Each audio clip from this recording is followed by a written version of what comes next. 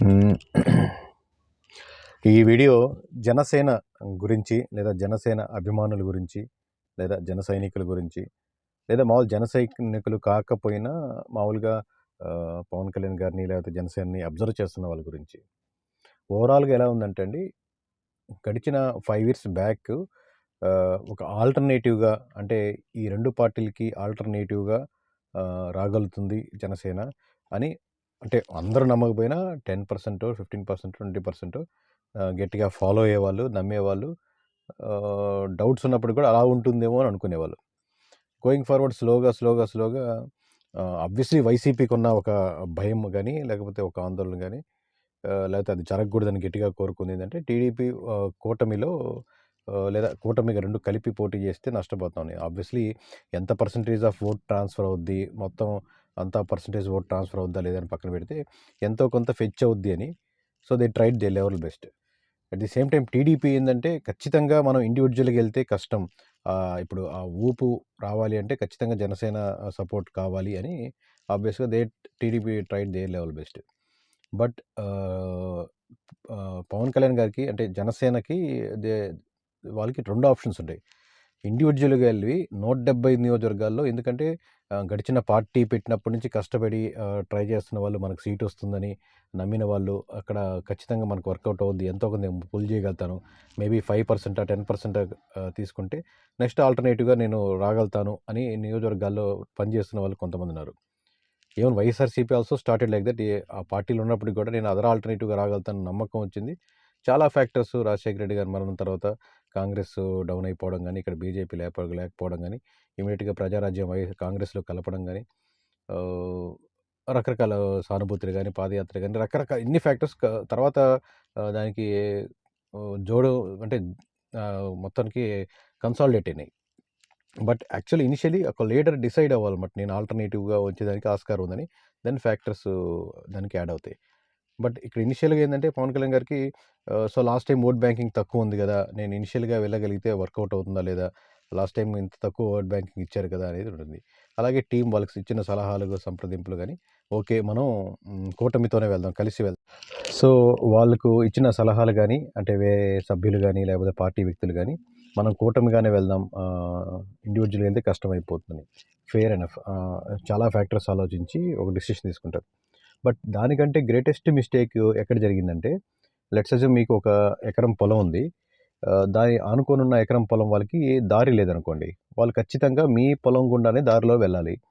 అప్పుడు market rate రూ. 1,00,000 ఉందనుకోండి, ఆ స్థలానికి, వాళ్ళకి కావాల్సిన స్థలానికి, ఖచ్చితంగా మీకు అమ్మాలన్న అవసరం లేదు, ఆలోచన కూడా లేదు. కానీ వాళ్ళు దారి కావాలంటే ఖచ్చితంగా మీ పొలం నుంచి వెళ్ళాలి కాబట్టి, అయ్యా మీరు కొంచెం ఈ పొలం అమ్మితే, ఈ బిట్ అమ్మితే మాకు దారి ఉంటదని అంటారు. సో, మీరు అమ్మనని కూర్చుంటే వాళ్ళకి ఆప్షన్ లేదు. But at the same time మీరు ఎంత ప్రైస్ చెప్పినా అంత ప్రైస్ తీసుకుంటారు. అవకాశం ఉంది. ఎందుకంటే ఇంకో ఆప్షన్ లేదు కాబట్టి ఆ పొలానికి.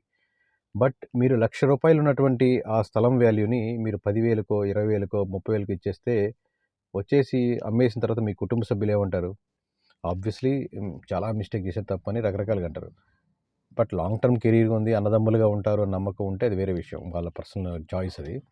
But at the same time ఇక్కడ కూడా జనసేనలో కూడా ఏంటంటే, కూటమికి కట్టుకోవడంలో ప్రాబ్లం లేదు. వాళ్ళకి ప్రాబ్లమ్ ఎలా ఇచ్చిందంటే, పవన్ కళ్యాణ్ గారి సీట్ పక్కన పెడితే 20 సీట్స్ ఆల్మోస్ట్ 70 నుంచి మొదలుపెడితే 60, 60 నుంచి మొదలుపెడితే 50, 50 నుంచి 30, 30 నుంచి 20కి బార్గెయిన్ చేయాల్సి వచ్చిన పొజిషన్కి వచ్చిందని మోస్ట్ ఆఫ్ ది నియోజకవర్గాల్లో ఉన్న ఫీలింగ్ అనమాట ఇది.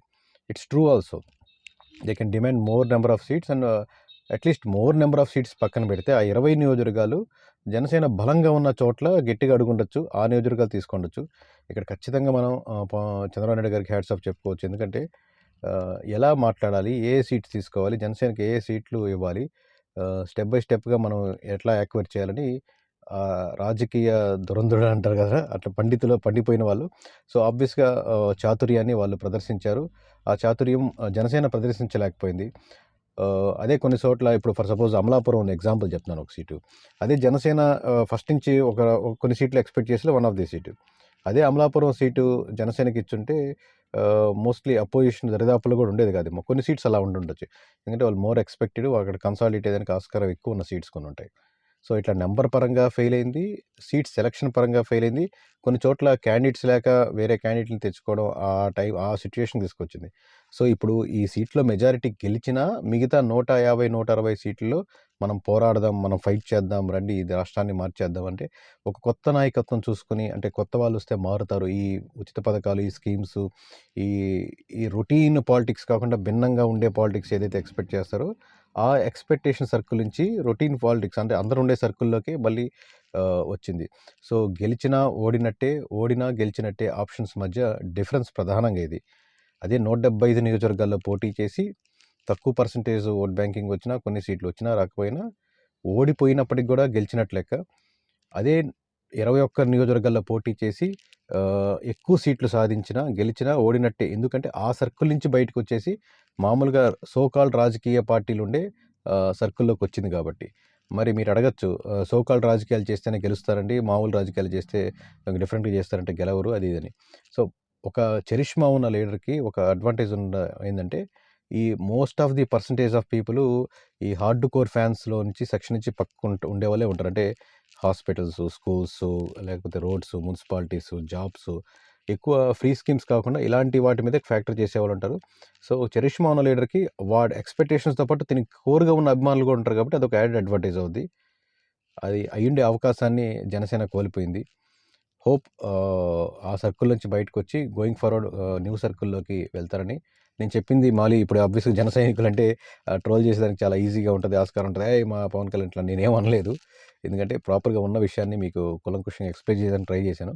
ఏమన్నా పొరపాట్లుంటే, తప్పులుంటే మన్నించండి. Thank you. Me KK signing off.